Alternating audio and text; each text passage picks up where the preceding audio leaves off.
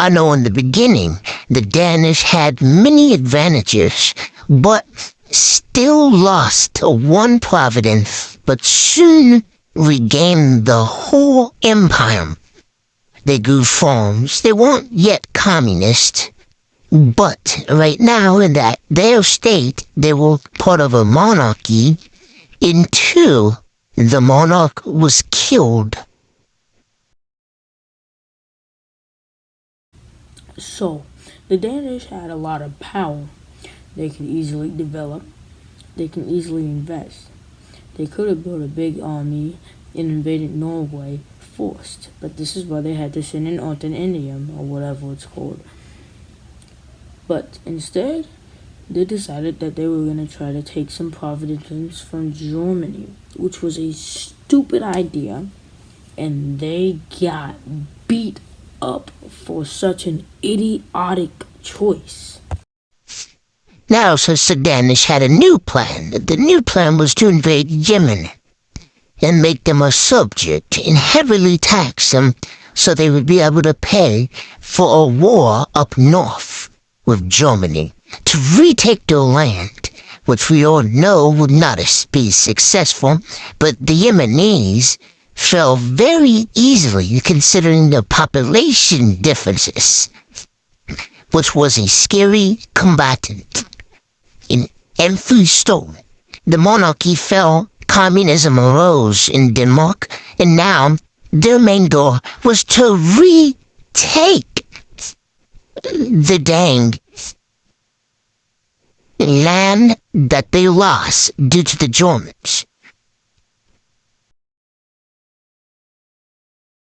Right after the Danish took the land that they lost to the Germans, they decided to go full on into Germany and invade not one, not two, not three, but 4 more provinces than the one that was originally theirs.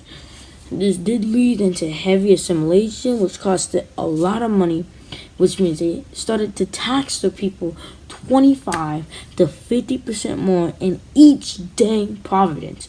People were saying, oh, we were going to be in poverty. So what did they do to fix that? They made farms. They made more industrial centers, and they developed more and more and more, which cost more and more money. So they took loans out to do that, and eventually it repaid for them. And people started to invest in their government, making them money, but the Danish got a whole bunch of money.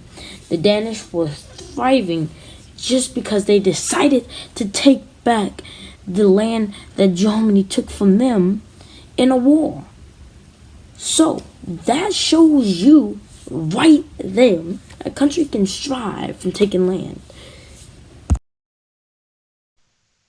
The Danish government was now succeeding at taking over most of the German land, but they signed a contract, aka treaty, and told Germany to go and invade Poland, which at the time was called Soviet Free Czechia.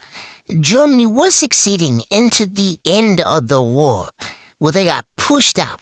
As you will see, that their success was not affirmative at all. Thank you. And as you can also see that they started to invade Cuba, which just gave them a lot of tactical advantage. One, the United States was right there. Two, Brazil, Mexico, and Jamaica. Jamaica was a very strategic province. The Bahamas were there. They could have taken out the British from that area all at once. But America was there. That was the most valued possession, most of the East Coast, to have at least a little bit. Jack, back to you. Thank you, but keep on going. There was only one issue that spiked with the capture of Cuba. The rest was just great information. Cuba was the greatest and most strategic area that the freaking Danish could own. There was only one simple issue. It was too far away to manage. That's how the Danish Empire fell. But that's how they had difference. The Western Danish Empire, the Eastern Danish Empire. They were both different. They split apart like the West Roman Empire, but we can't talk about that into episode 2. Now, here's the thing. They had sugar, investment technologies, farms, all that stuff. They even had a higher resource capacity inside of Cuba because of Cuba. And since Cuba was already communist in this scenario, they had one of the greatest winnings. They actually produced 40% more goods. Now, and they also started to tax people 10% less and also gave people extra health care and said everyone gets the same equal rights. Now, how did the Danish Empire fall is for another story, but I will tell you, it has something to do with the assassination of a dictator from Soviet-free Czechia. That's all I can tell you, because I cannot spoil the last episode.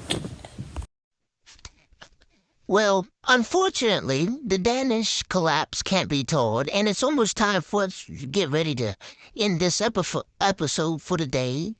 The French and the Germans sign a peace treaty, everything is going well, but the Danish are facing some civil unrest. Militaries cannot be held in Cuba because of the sugar.